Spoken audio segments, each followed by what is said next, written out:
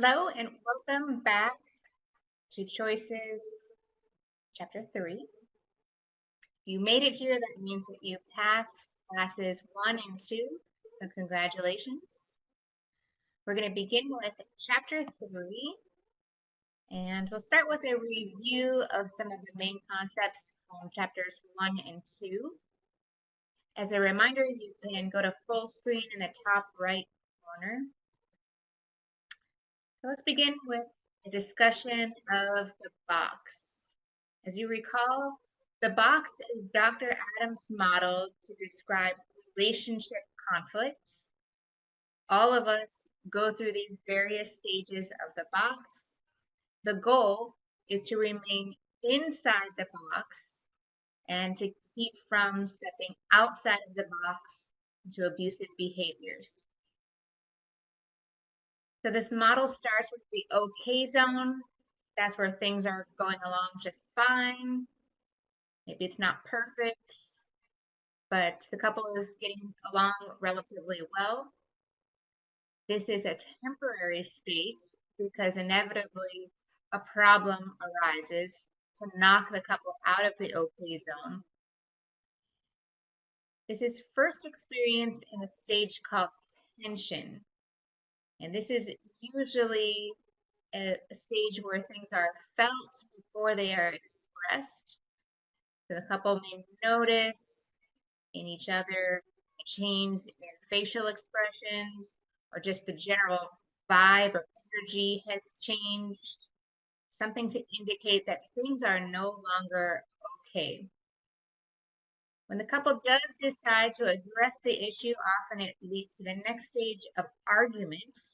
And as you recall, an argument is where the issue is discussed, various points are brought up, it's maybe an emotionally kind of heated conversation, but there is still a general respect for one another, and the focus remains on the issue itself.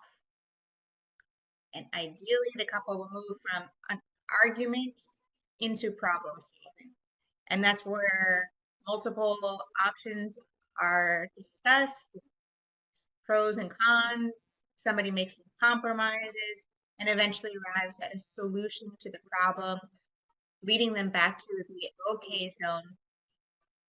If this is done, when they arrive back at the okay zone, they are better off than before the problem, because now there is a renewed confidence that no matter what comes up, that they have the ability to address the problem, work together, and arrive at some kind of a solution. So in the box, partners are working together as allies to address the issue. What can also happen back in this argument phase is that the couple escalates and one or both of them steps outside of the box by introducing verbal abuse. This could be yelling, screaming, name calling, insults. This verbal abuse stage implies that somebody has crossed a line that says, I no longer care what I say, and I'm willing to hurt the other person. Here, the emphasis is no longer on the problem itself, the attack becomes on the person. And this verbal abusive phase can set the stage for things to escalate further into physical abuse and domestic violence. This can include throwing things, punching walls, grabbing, pushing, pulling.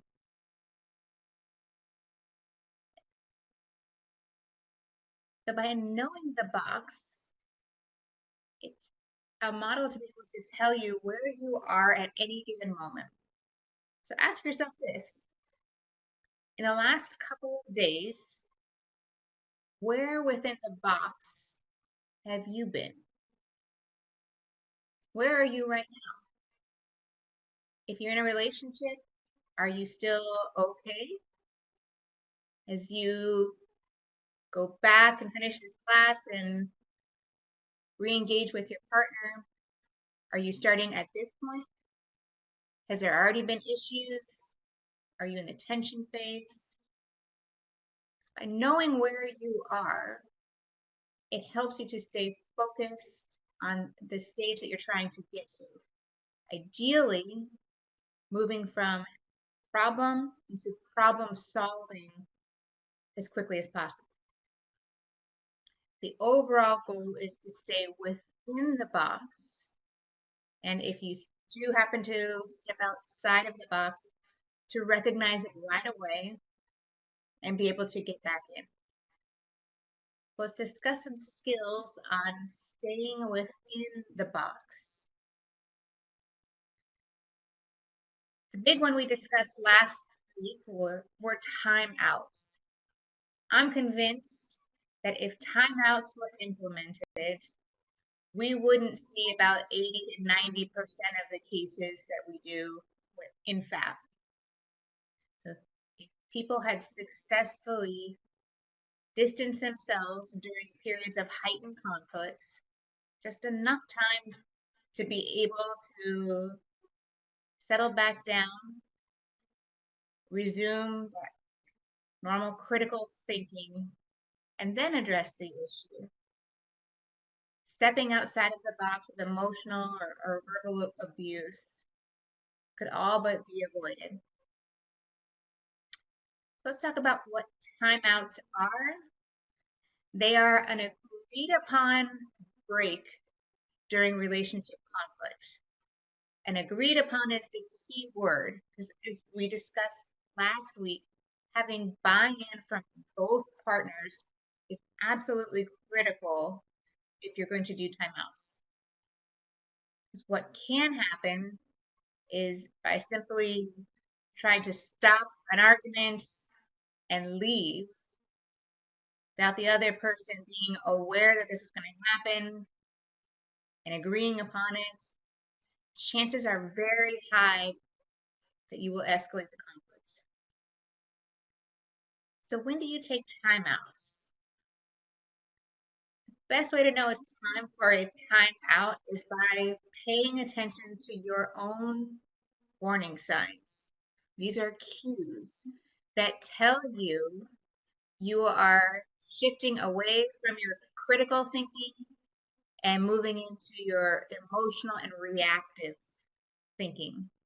So warning signs include things like physical sensations, thoughts, and feelings that tell you it is time to separate and take a break. When you do this, you allow time for this process of emotionally flooding, which means your body is reacting to a problem as if it were a threat to your survival. And it's kicking in those survival hormones, chemicals, adrenaline, all the things that would be needed in a real emergency to help keep you alive.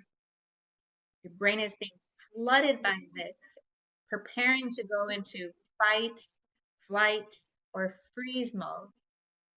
And when that happens, the higher level reasoning, executive function of the brain is no longer in charge. So what a timeout does, and this could be in a matter of minutes, is allow the body to resume its normal operating function.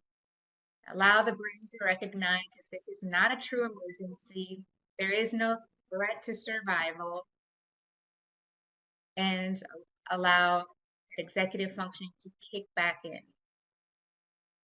The other part of this we discuss, particularly for relationships, is that relationships can potentially trigger that threat response more than any other kind of situation.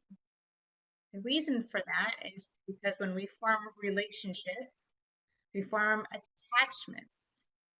And just like when we were very young, our brain recognizes attachment as key to our survival. So anything that's a potential threat to the relationship can trigger a very strong response, which was identified as a primal panic. And you need time to be able to allow that primal panic to subside. And again, for that rational executive functioning part of the brain to take back over. So when that happens, whether it's 3 minutes, 20 minutes, an hour, the couple then can come back together and resume problem solving, because actually resolving the problem is essential to getting back to the okay zone and moving forward.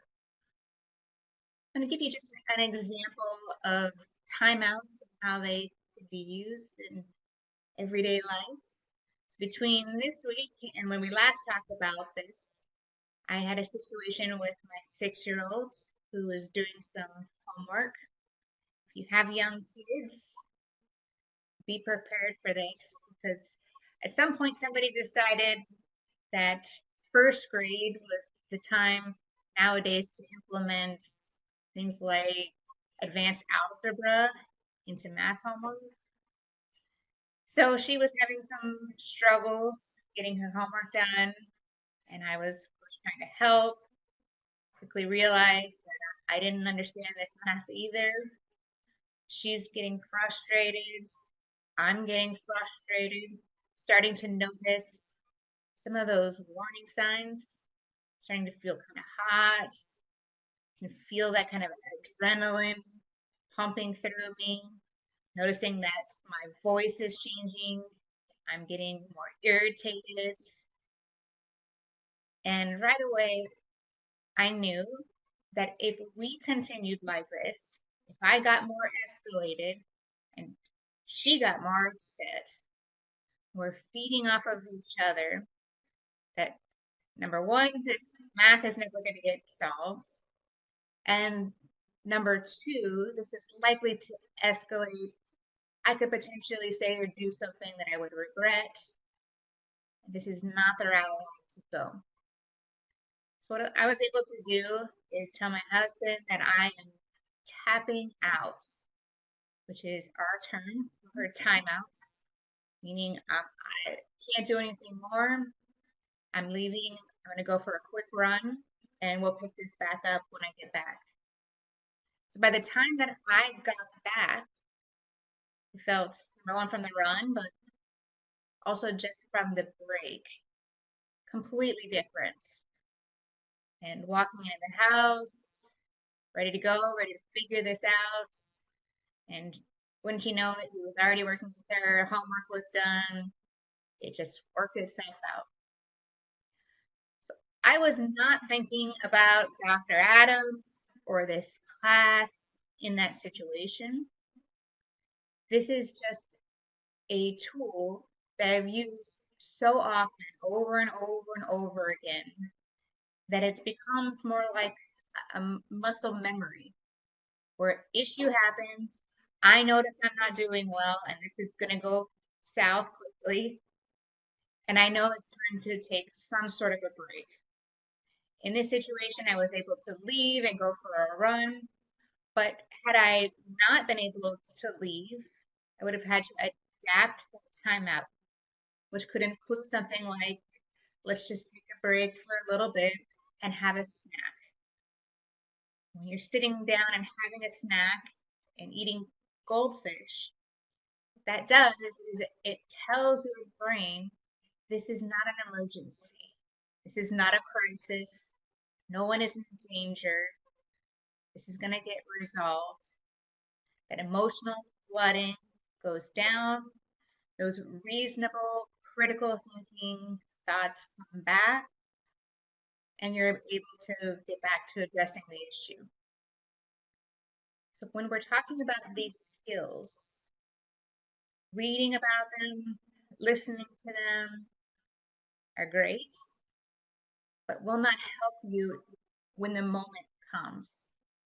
When you are flooded by these survival hormones, chemicals, primal panic, having a skill that you can default to naturally without thinking, feel comfortable doing. It requires a lot of practice and repetition, like anything else. So this would be the time, particularly if things are going okay in the relationship, to discuss this skill and how you would actually use it to get buy-in from your spouse. So when the moment comes, it happens with support from both of you. The other point of this is that it doesn't have to be a relationship conflict. Timeouts are useful, obviously, with parenting, but also at work or any other place where you can experience extreme stress. Simply taking a break and allowing your body to return back to its normal functioning um, is critically important. And keeping in mind, this can happen in a matter of less than a minute. So over the next weeks, encourage you to pay attention to this skill and opportunities to use it, and to make sure, if you're in a relationship, to include your spouse in this intervention so you're both on the same team and supportive of one another when it comes up. So just a couple of reminders about timeouts. Most importantly is the buy-in on both sides, identifying this as a timeout, using whatever term works for you. As I mentioned, tapping out, because I have a 6-year-old, so we already use timeouts. But whatever keyword both you and your spouse understand and agree on, make sure that you're spending the time alone. So you're not on the phone with your sister, your cousin, your best friend, somebody who's going to agree with you, bolster your arguments, perhaps get you even more riled up in the situation. This is a time for just you and your own reflection. Number 3 is making sure to tell your spouse when you're going to be back. I'm going for a run. It's going to take me 20 minutes. Then also to avoid alcohol, any drugs during the timeout, because the whole purpose behind this is to reactivate that executive functioning of the brain. Alcohol or other substances will interfere with this, even if the effect of alcohol or anything else is a calming effect under normal circumstances. In a conflict situation, that effect can change. So alcohol, the effects of alcohol and other drugs change depending on your own mood. You can expect a heightened, exaggerated response. So it also changes. So what starts off as calm can turn into heightened agitation, being upset, crying, angry, all of those things that would not help with keeping this within the box and getting back to problem solving. And finally, make sure that whatever you said you were going to do as far as time, you honor. So it's reinforcing that if you said you're going to be gone for 20 minutes, you're back at 20 minutes. And that's helping with that attachment and that security, reinforcing that the whole idea behind this is not to get out of the conflict, but simply to get back into problem solving, but more effectively. Let's keep moving now into chapter 3. Chapter 3 has a great emphasis on taking personal responsibility. And Dr. Adams identifies a few ways that people get out of taking personal responsibility. These are some very common techniques that people use to mitigate their responsibility when it comes to abusive behavior, stepping outside of the box. The first way that people skirt responsibility is through denial. So denial is just an outright deny that any type of abusive behavior took place. Sometimes people use denial because there is some kind of negative consequence attached to their behavior. So they deny that it took place at all. Sometimes people use denial more on a psychological level because they don't want to admit responsibility for any type of behavior that's potentially hurt their spouse. The next tool that people sometimes use to avoid taking responsibility is blaming. This is a really common one. This would be to acknowledge that some kind of abusive behavior took place, but to say it was because somebody else caused it. If you think back to the example I gave last week of I had stepped out of the box during a conflict over the dishes, got really upset, and ended up throwing a glass bowl that shattered, and a piece of glass scratched my husband's arm. Blaming would be to say that he called me a name, and he knows that if you use that term, I will go ballistic. He knows not to do it. He did it anyway. So that's what happens. I'm taking what I did, making it his fault. Now, it can be very true that both people had responsibility in it in a situation. Both people stepped outside of the box and share some responsibility for a situation. But to say that I did something because of what he did is an attempt to avoid taking responsibility for my own behavior. The next, which is also very common, is minimizing. So minimizing is to admit, yes, that something did happen, but to make it seem like it was less significant than it really was. For example, yes, I threw this glass bowl at him. I didn't even mean to hit him. And it broke, and this little piece of glass came and it scratched his arm. He had this little tiny scratch on his arm.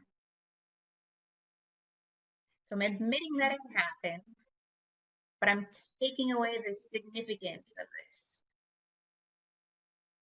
Another way I hear this frequently is he is much bigger than I am.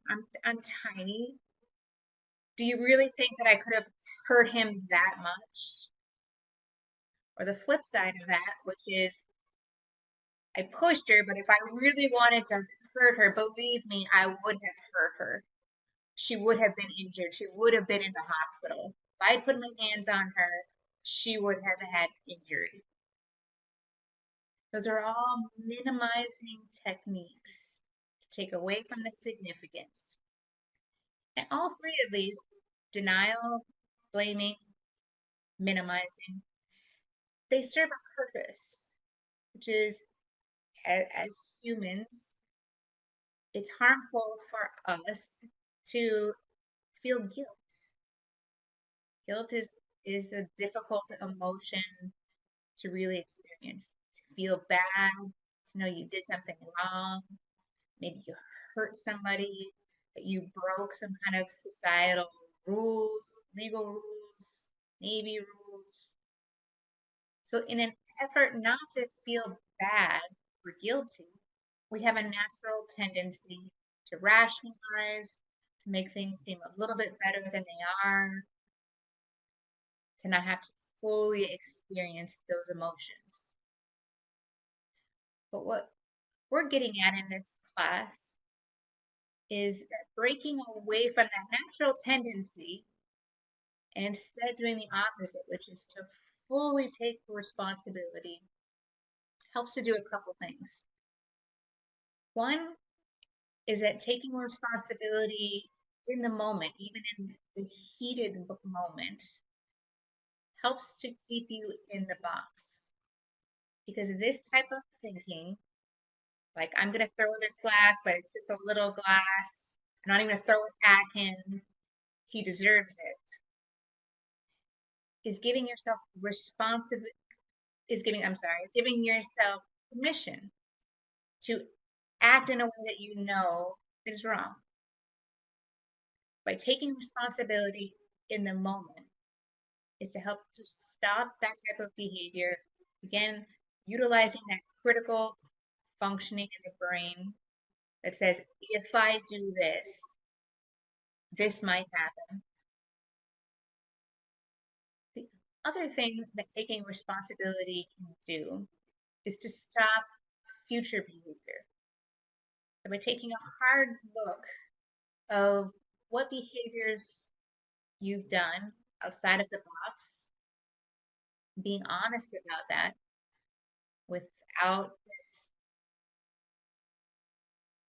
helps to make sure that you don't repeat it again.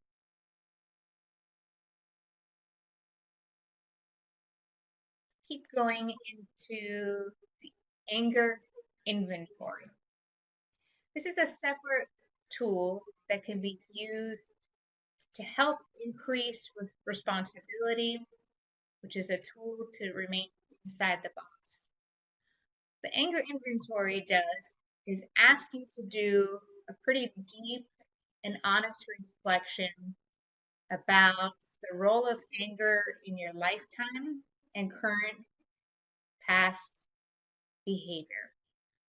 The goal is to become more aware of the role of anger in our behavior, which may be instilled from a very young age, in order to make decisions and conscious choices to do something different. So, as you're reading about the anger inventory in chapter 3, I encourage you to get a piece of paper and start jotting down some notes for each of the questions that are presented. So the questions kind of break down into these categories. The first is an exploration about anger and relationships, how things were modeled for you as a child. We know that this is really significant because those early experiences from parents, from grandparents, other family members help to shape from an early age what is expected in a relationship and how anger is managed. So answering those questions and actually writing them out, because writing has a powerful effect in kind of connecting dots in the brain as far as your memory and your emotions.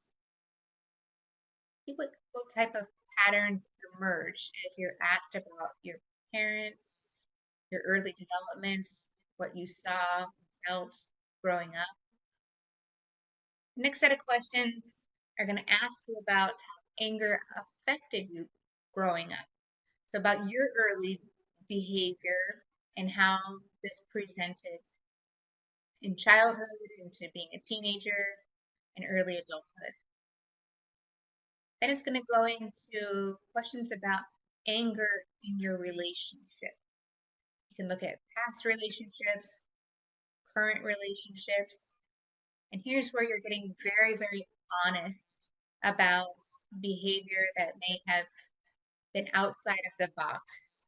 So we're talking about verbally abusive behavior, emotional control, into physical aggression.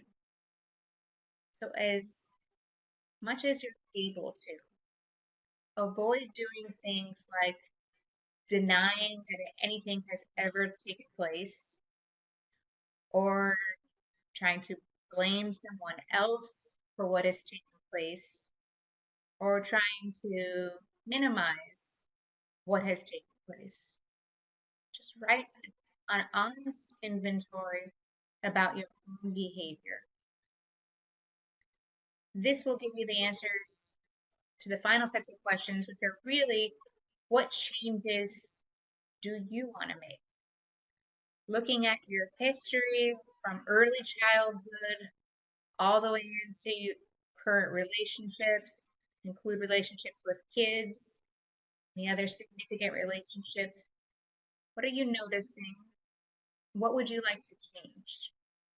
Have you seen anything so far in this class that might be helpful in making those changes? The more honest you are, the more heart you put into this, the more you will get out. So that is chapter 3. And let's discuss some of the homework questions that come out of chapter 3. The first is to give a very specific example of using a timeout and how it affected the situation. You can do this a couple of ways. One is to reflect back on other situations where maybe you didn't know about this term timeout, but you did this naturally. So during a conflict situation, you made a decision to separate, allow yourself to calm down, then come back and resume conflict solutions. The other option that you have, and I encourage, is to make a conscious effort over the next couple of days in any kind of a situation where you're noticing those warning signs to take a time out. This could be in the relationship, especially if you and your partner have already discussed this and are willing to try this skill. This could be on your own. This could be at work, this could be again with kids. But notice how taking that time out, whether it's a couple of minutes all the way up to an hour, how did that affect the situation? The second question is to describe a time where you used denial, blaming, or minimization to justify your behavior. So give the situation and which of those you used. And then you're going to describe the same behavior while taking out the denial, minimizing, or blaming, and just claim responsibility for your actions. The third question is that as you were answering those questions from the anger inventory on 20 and 23, identify at least 3 questions that had some real meaning for you. You're going to write a full response to each of those 3 questions. So that is chapter 3. Thank you very much for your willingness to listen and particularly to really apply yourself into this chapter with that anger inventory, getting a real sense from your history and deciding where it is you want to go. We'll see you back here. We're going to go to chapter 5 next. So chapter 4 is a review. So we will pick back up on chapter